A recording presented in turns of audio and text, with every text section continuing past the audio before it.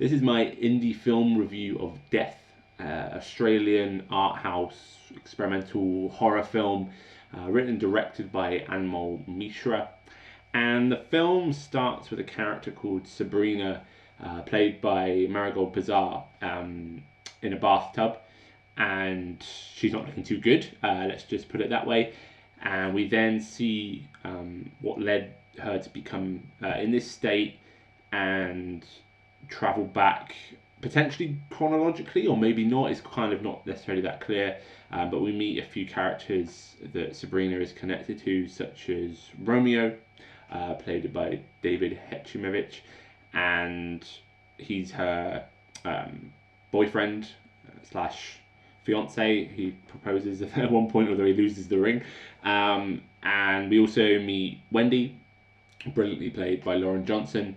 And Wendy and Sabrina are old friends, and they even have a slightly intimate history.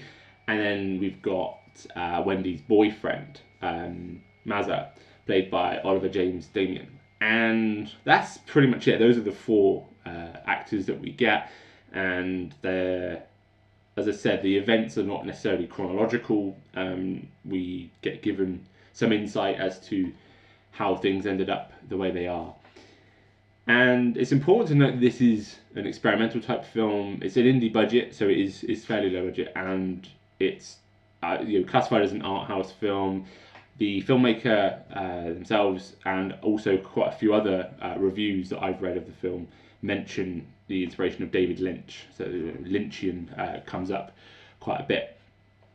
For me, there was an odd balance here of that art house, experimental cinema being used, and in times it was really effective. But then you've also got some sort of silliness, there's like wackiness and stoner comedy type things going on. In particular, the character of Mazza. The actor Oliver James Damian is having a great time, but he's really aloof, he's really sort of spaced, and it's just this sort of quirky character on the side. What for me didn't really work was that blend. I felt that actually I was really drawn to the drama and the horror and that stuff. I felt that actually had a lot going for it. That when this other stuff was happening, when the sort of light-hearted silliness was happening, it did detract for me. It felt like, oh, okay, right, I shouldn't be taking this as seriously as maybe I was. In particular, because I think there is a really strong story there, and I think that had it gone down that route, it would have worked really, really well. We've seen the stoner comedy sort of stuff a lot, and yeah, that was one gripe that I had with the film. That being said, I think there's loads of strengths in the movie, in particular the two lead female performances. Both actresses are really, really good. They hold the film up really well. There's some daring scenes, really bold movie making going on here in that sense. The plot and the narrative are quite hard to follow. It's quite incoherent at times. It's messy.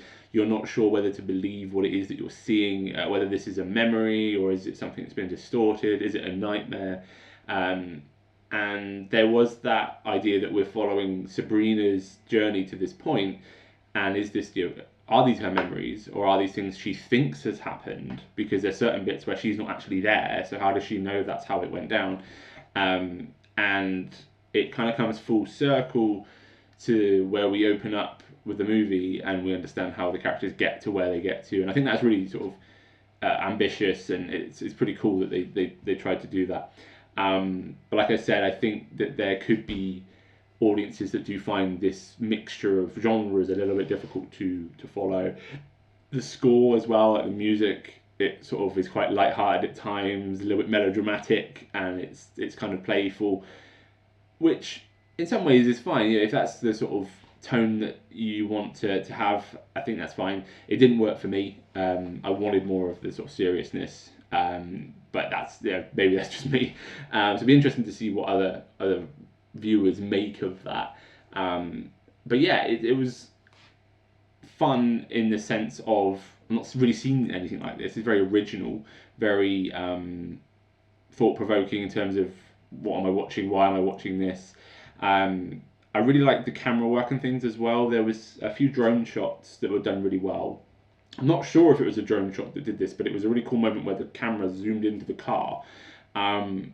And for an indie film to do that, I always think that's great. Like, to just be a little bit technically ambitious, just trying to do something that does keep the audiences on its toes. It's not just a static camera somewhere. Not that there's anything wrong with that, but I like the fact that, okay, you're doing an experimental film, you're being ambitious with the filmmaking, the technical side of things. There's a scene where the camera's rotating, which works really well with this sort of acid trip-esque experience that we're having with Mazza and those two characters when he's with Wendy. But yeah, that stuff I think was good to see. It's nice to see someone trying to push themselves, cinematically. It's not just a rudimentary chronological film done with sort of 101 filmmaking techniques. It's actually really getting out there. So yeah, I think Anmol Mishra should be congratulated on that, and the cast as well. I do think they did do really well, particularly the two lead actresses. Yeah, I'm not sure if the film is available to watch yet. Let me just check for you. So yeah, if you head to the filmmaker's website, which is prosya.com, so that's prosya.com, there's a tab for death, and you'll be able to see some information on there. There's links to Google Movies, Apple TV, and Gumroad. There may be some issues streaming it if you're in the UK, like a lot of our listeners. But if you're in the US or elsewhere, you might be able to access it. But yeah, try that website. They've also got social media links at the top of that website, so you can click those and follow them, stay up to date with news about the release. Yeah, I think it's one for indie filmmakers that do want to sort of see what's going on, what other filmmakers are doing, and if you are a fan of those experimental, unconventional type movies, it's got that element to it. Fans of more mainstream narratives I think you're gonna find this frustrating, at the very least. I think it may be challenging for some, and for me, I enjoyed aspects of it, and largely it was the performances and the techniques that were being used. So I did enjoy those aspects.